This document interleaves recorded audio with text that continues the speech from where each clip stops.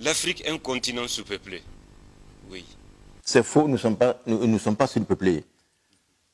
L'Afrique, effectivement, est un continent sous-peuplé. Je vais vous prendre quelques exemples concrets. Quand vous prenez, par exemple, un pays comme le Congo RDC. Le Congo RDC, sa superficie est plus grande de 47 000 km² que la superficie de l'Espagne, de la France, de l'Allemagne, de la Suède et de la Norvège réunis. Ces 5 pays. Leur superficie, quand tu les réunis, la superficie du Congo RDC est plus grande que la superficie de ces 5 pays réunis de 47 000 km². Et ces 5 pays réunis font à peu près 290 millions d'habitants, alors que le Congo RDC ne fait que 86 millions d'habitants.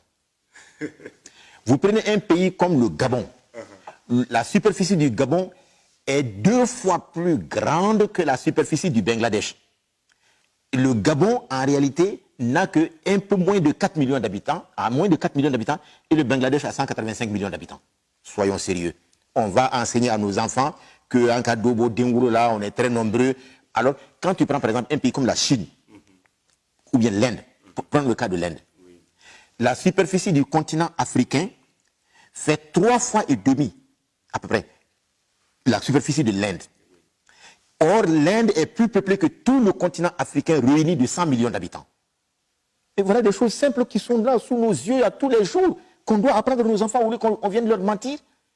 Et qu'on nous amène des plannings familiales, des ceci, cela, pour dire qu'il faut réduire les naissances, il faut ceci, ça, il faut ceci. Mais c'est pourquoi nous devons enfin nous réveiller en Afrique.